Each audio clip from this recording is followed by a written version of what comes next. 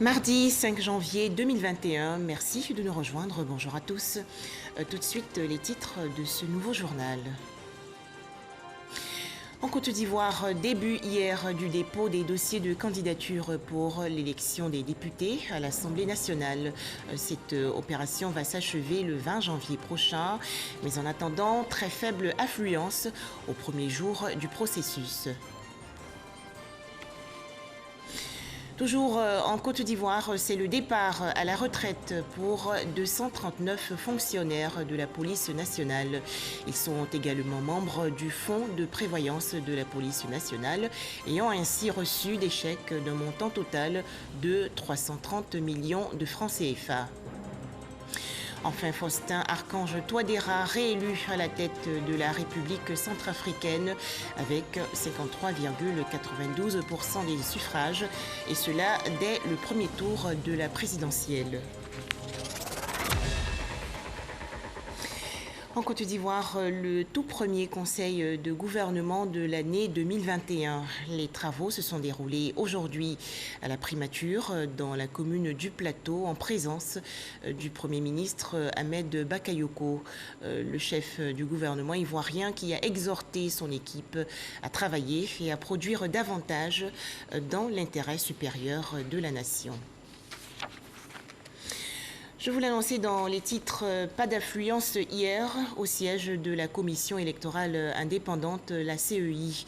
Le dépôt des dossiers de candidature pour l'élection des députés à l'Assemblée nationale s'est donc ouvert hier et va prendre fin le 20 janvier prochain. Les précisions de Éric Goré. Premier jour de dépôt des candidatures pour l'élection législative. Des box installées et les agents de la commission électorale indépendante présents. Ils sont prêts à accueillir les candidats.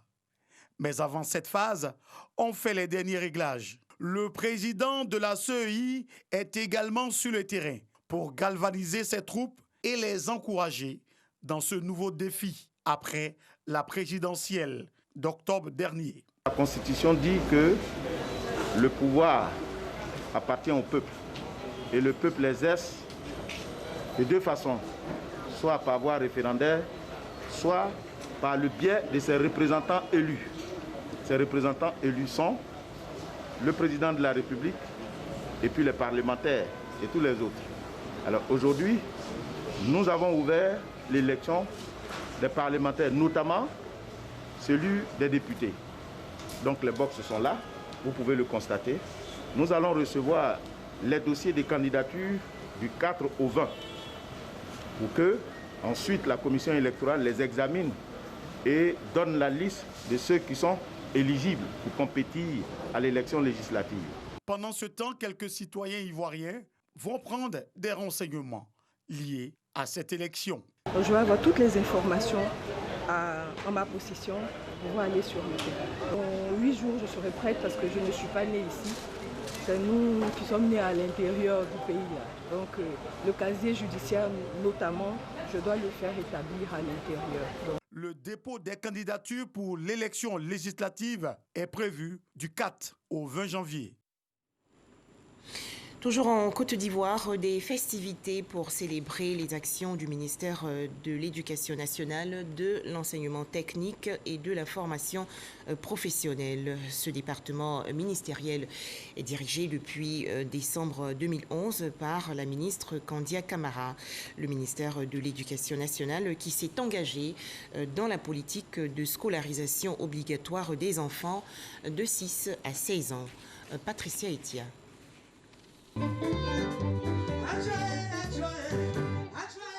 Cérémonie festive et récréative du ministère de l'Éducation nationale, de l'enseignement technique et de la formation professionnelle. 10 ans après, c'est l'heure du bilan.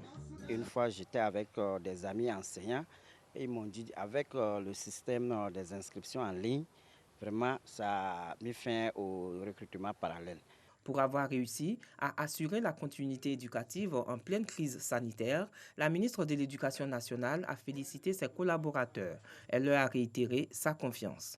Nous avons trouvé l'école ivoirienne dans tous ses états en termes de délabrement physique, délabrement moral surtout. Et là, si on peut réparer le physique, si on peut réparer les infrastructures, si on peut trouver du matériel, mais le côté moral, la gouvernance, elle est difficile. Et c'est ce qu'elle a réussi à faire. Pendant 10 ans, depuis le début jusqu'à aujourd'hui, ce sont les mêmes personnes qu'elle a eu à recadrer, à reformater, à souder pour qu'ensemble, nous fassions ce cheminement-là. Les réalisations effectuées et les mesures exceptionnelles prises en faveur du secteur de l'éducation-formation montrent clairement que l'école est au cœur du projet de société du président de la République, a indiqué Kandia Kamara. Plus de 40 000 salles de classe en moins de 10 ans, 320 lycées au collège, 2 CAFOP, une quarantaine de lycées professionnels, sans compter les centres de formation professionnelle. Près d'1 million de rationnaires que nous avons aujourd'hui en Côte d'Ivoire qui mangent chaque jour à l'école, dans les cantines qui ont été construites. Sans oublier les plus de 750 000 tables bancs distribuées dans nos écoles et la politique de gratuité.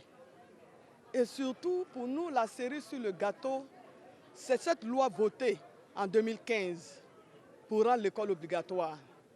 La ministre de l'Éducation nationale, de l'enseignement technique et de la formation professionnelle a demandé à ses collaborateurs de demeurer attentifs à l'évolution des tendances du secteur éducation-formation. Face aux enjeux d'une école compétitive et résiliente, de nombreux défis attendent. Commune de Yopougon, 3 écoles primaires publiques entièrement réhabilitées, inaugurées récemment par un établissement bancaire. Des travaux de rénovation estimés à environ 95 millions de francs CFA. Sephora Zegui. Rénover ou construire des écoles publiques, c'est la mission que s'est assignée une banque panafricaine basée en Côte d'Ivoire. Elle vient de donner le sourire à plus de 1900 élèves issus de 3 établissements du district d'Abidjan. Lorsque nous constatons qu'il y a une faiblesse quelque part, on essaie d'évaluer et puis apporter un appui. Et c'est ce qu'on a fait. On a sondé les DREM du district et on a choisi, il y a beaucoup à faire, on a choisi quelques écoles pour apporter notre appui. Et parce que l'éducation et la santé sont des éléments très importants. Un geste qui vient comme un cadeau de Noël apprécié par le ministère de l'Éducation nationale, de l'enseignement technique et de la formation professionnelle. Investir 90 millions en cette fin d'année, ce n'est pas donné à tout le monde. Et ce n'est pas tout le monde qui peut faire ce geste de grand cœur. C'est un geste d'amour que nous apprécions à sa juste valeur et que Dieu bénisse cette fondation et son président. Cette banque a également permis aux enfants d'apprendre dans de bien meilleures conditions en offrant 2468 tables bancs à ces 3 établissements scolaires.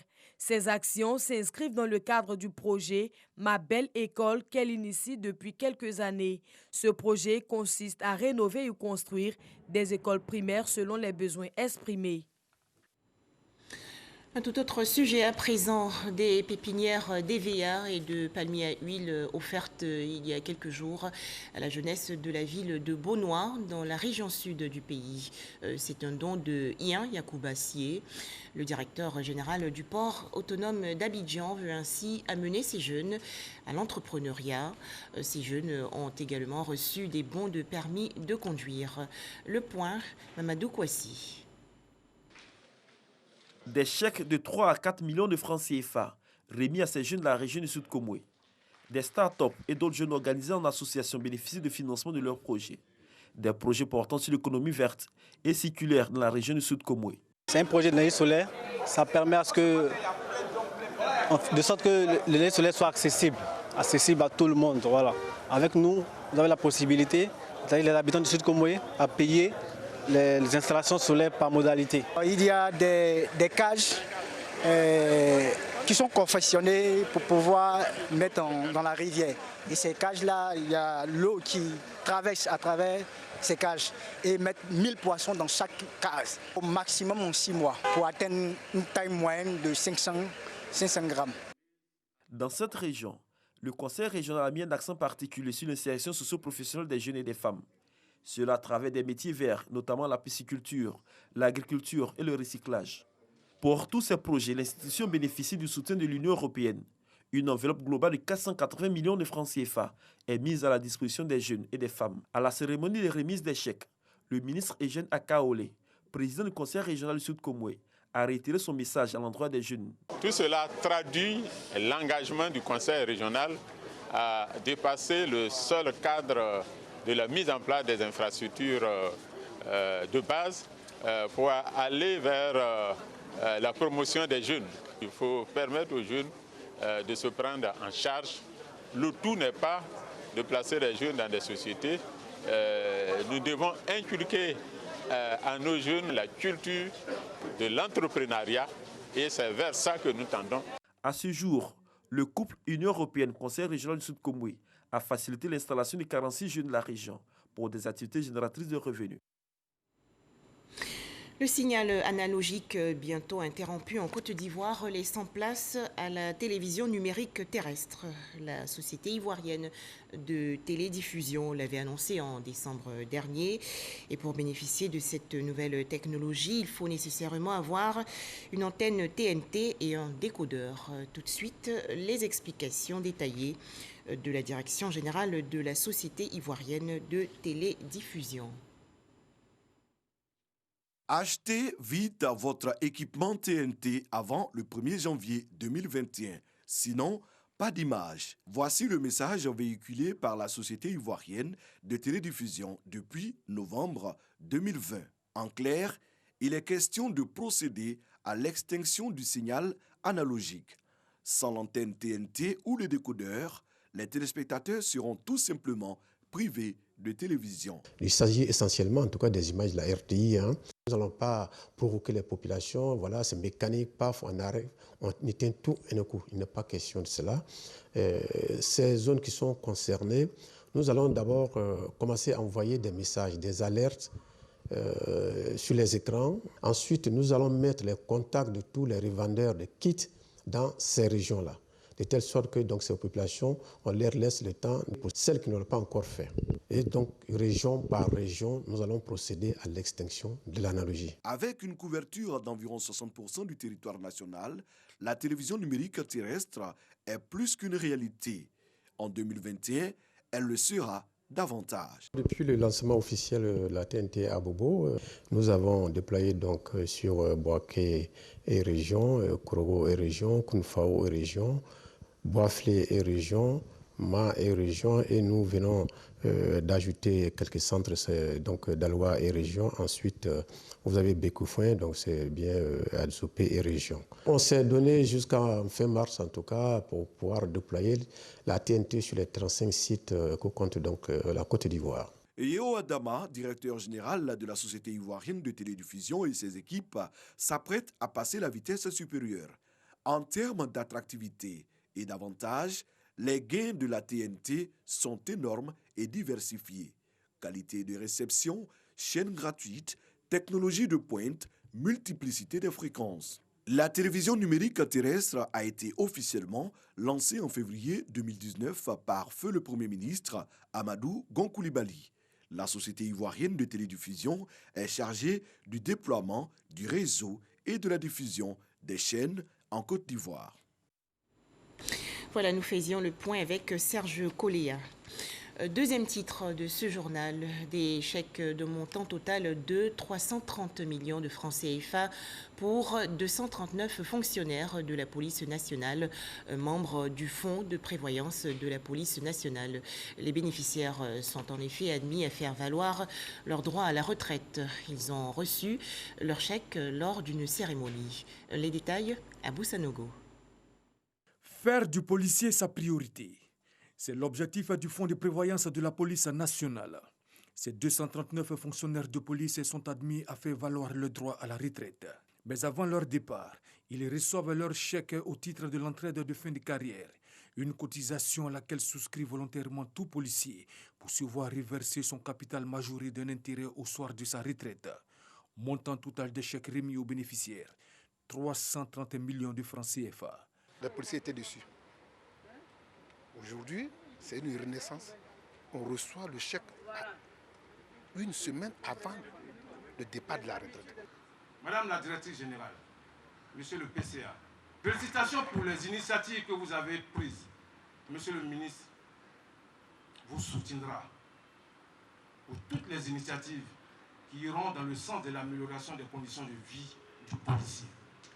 Le Fonds de prévoyance de la police nationale ne ménagera aucun effort selon son directeur général pour s'acquitter de ses engagements envers ses mutualistes. L'objectif de tout ça, c'est de dire aux policiers que ce bail de confiance qui a été rompu, il faut que nous le rétablissions. Il y a des valeurs dans la police qui, à l'instar du Fonds de prévoyance militaire, peuvent faire vivre ce fonds pour le bonheur de tous les policiers de Côte d'Ivoire.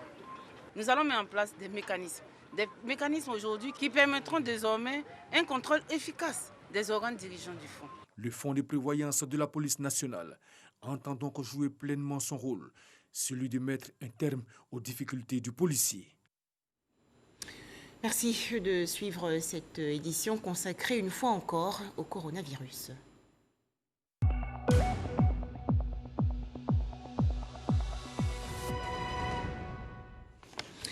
152 nouveaux cas de maladie à coronavirus enregistrés hier en Côte d'Ivoire par le ministère de la Santé et de l'Hygiène publique. Le pays comptabilise actuellement 22 800 cas confirmés de coronavirus, 22 145 personnes guéries, 138 décès et 517 cas actifs. À noter en Côte d'Ivoire une augmentation du nombre de cas de coronavirus pour la période allant du 21 décembre 2020 au 3 janvier 2021. Information rapportée hier lors du point sur la situation de la Covid-19 dans le pays. Les explications de Salima Toudia. Avec des centaines de nouveaux cas positifs testés par jour entre le 21 décembre 2020 et le 3 janvier 2021, les autorités sanitaires notifient 730 nouveaux cas de Covid-19 rien que pour cette période des fêtes, avec 5 décès. On note également une augmentation très importante du nombre de nouveaux cas de Covid-19 diagnostiqués de 68%, soit une hausse de 297 cas par rapport à la quinzaine passée. Et je vous signale que c'est sur 12 jours au lieu de 14 comme précédemment.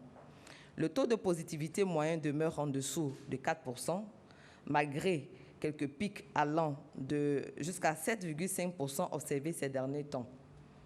Une augmentation du nombre de personnes déclarées guéries de plus de 151 par rapport à la quinzaine précédente. Le taux de guérison se situe autour de 98%, quand celui des décès demeure en dessous de 1%, c'est-à-dire à 0,61% des cas. On note une augmentation du nombre de décès de plus 4 cas par rapport à la quinzaine passée. On note une hausse significative de 67,37% du nombre de cas actifs, soit plus de 206 en plus par rapport à la quinzaine passée de nouveaux cas actifs. Une période des fêtes qui a surtout emmené les forces de l'ordre à insister sur le respect des mesures barrières lors de leurs opérations de surveillance et de contrôle. Dans le ressort de la préfecture de police d'Abidjan, notamment à Bobo, Yopougon, Marcory, Koumassi, Adjamé, Cocody et Port-Boué, maquis contrôlés, 184. Bars et boîtes de nuit contrôlés, 86. Restaurants contrôlés, 142. Hôtels contrôlés, 106. Soit un total de 528 établissements visités et contrôlés avec l'amer constat d'un pis-aller évocateur d'incivisme caractérisé notoire pendant cette période des fêtes. Le pays compte à la date du 4 janvier 22 800 cas confirmés, dont 22 145 guéris, avec 138 décès. 36 agents de santé issus de 6 pays ouest-africains, dont la Côte d'Ivoire, ont reçu récemment leur diplôme de fin de formation à l'Institut national de formation des agents de santé. Ils vont à leur tour former d'autres agents. Objectif, améliorer les indicateurs en matière de mortalité néonatale et maternelle. Retrouvons Salima Toudia. Ils sont 36 formateurs à avoir reçu leur diplôme de master au Centre de formation régionale d'excellence, INFAS. 2 ans de formation pour ces auditeurs venus de 6 pays du Suède. Pour la directrice du centre, cette première promotion a pour mission d'améliorer à travers la formation les indicateurs en matière de réduction de la mortalité maternelle et infantile dans leurs pays respectifs. C'est une formation donc, qui permet de former des ressources humaines de qualité qui auront pour mission essentielle donc, de former des agents de santé de qualité, tant dans les écoles que sur les centres d'exercice. Et ceci pour permettre à la population donc d'avoir des soins de qualité. Ce renforcement de capacité est financé par le projet Autonomisation des femmes et dividendes démographiques. Dans un contexte de déficit quantitatif et qualitatif des ressources humaines en santé, un investissement dans la qualité de la formation aura un impact considérable sur la santé maternelle et néonatale. Et c'est en vue de contribuer à combler ce déficit d'enseignants qualifiés en pratique de sage-femme dans les institutions de formation des agents de santé, sages-femmes et infirmiers, que le projet d'autonomisation des femmes et dividendes démographiques Sahel appelé SWED a mis en place un financement à la disposition de l'OAS et de l'UNFPA pour créer des centres régionaux d'excellence pour le master en sciences infirmières et obstétricales, suite au constat d'une insuffisance de personnel enseignant dans les institutions de formation des agents de santé. Les récipiendaires se sont dit prêts à relever le défi de l'amélioration de la qualité du personnel de santé.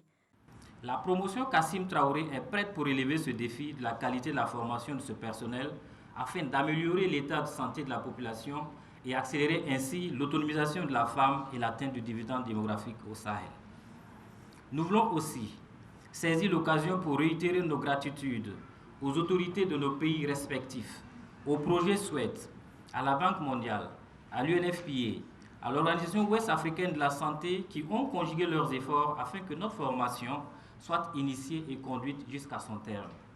Le ministère de la Santé et de l'Hygiène publique, à travers son représentant, a insisté sur l'objectif du projet qui vise à booster la lutte pour la réduction de la mortalité maternelle et infantile.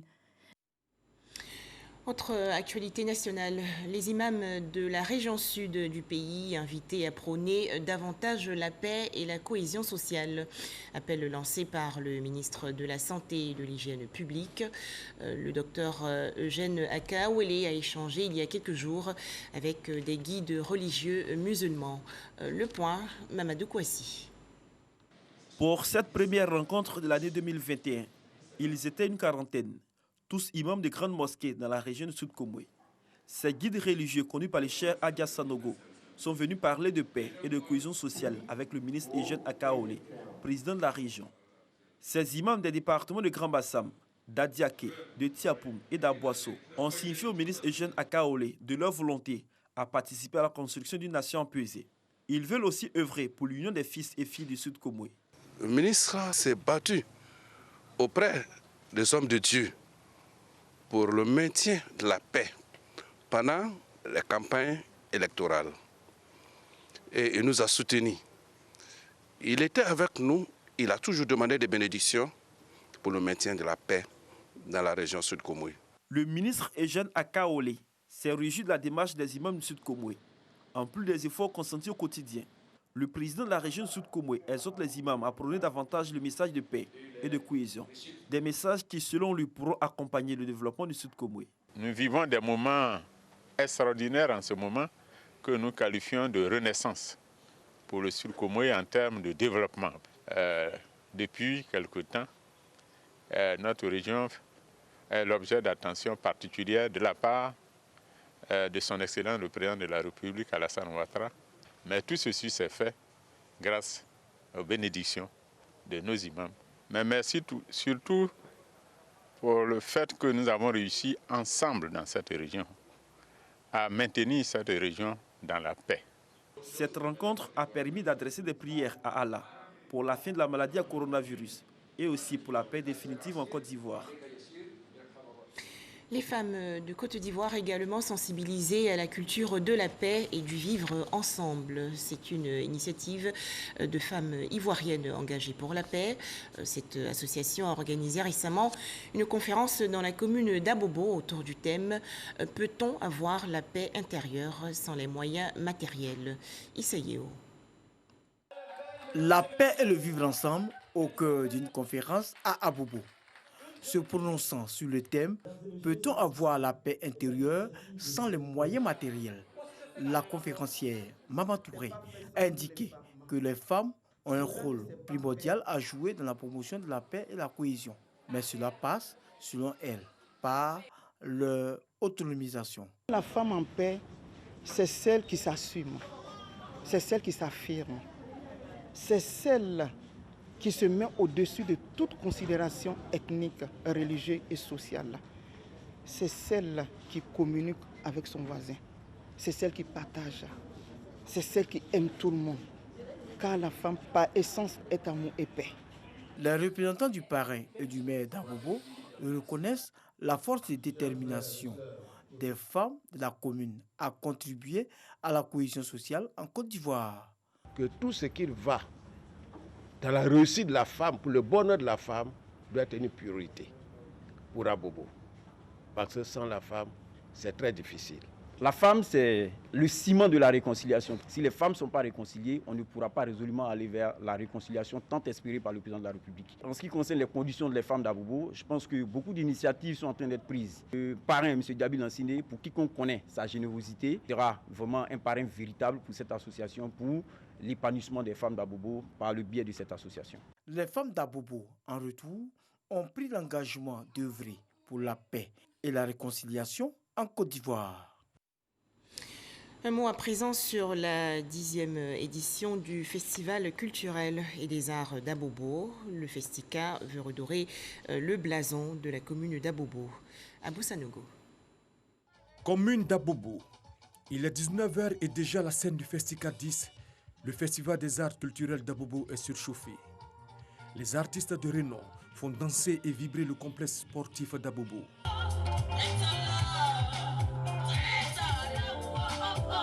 Véritable moment d'attraction qui égaye les populations. Le Festica 10 a pour objectif de leur permettre de communier dans un esprit d'unité et de passer d'agréables fêtes de fin d'année.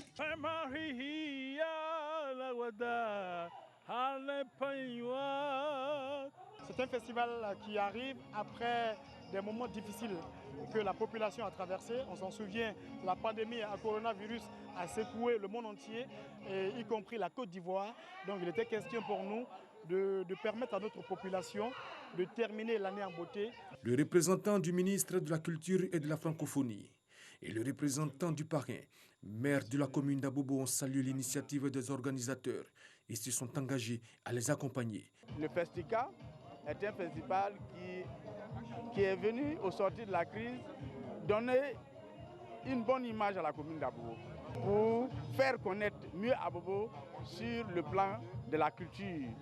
Surtout que, comme je l'ai indiqué, c'est la commune qui porte la culture dans les districts d'Abidjan et même en Côte d'Ivoire. Le Festica est le cadre privilégié de l'exercice de la cohésion sociale et du vivre ensemble qui tiennent tant à cœur à nos gouvernants, notamment au président de la République et à tout le gouvernement. Donc le ministère de la Culture ne pouvait pas être absent. Soutenu par les associations des femmes d'Abobo, le Festica 10 a permis à la direction de IDT d'offrir des kits à la mairie de la commune d'Abobo. Une visite des stands a mis fin à la soirée inaugurale. Enfin, le président sortant, Faustin Archange Touadéra, réélu au premier tour de l'élection présidentielle en République centrafricaine avec 53,92% des voix. Résultat provisoire publié hier par l'autorité nationale des élections. À noter que l'ancien premier ministre centrafricain Anissé Georges Dolo-Guélé est arrivé en deuxième position avec 21,1% des suffrages exprimés. Voilà, très bonne suite des programmes sur RTI 1. Merci de nous avoir suivis.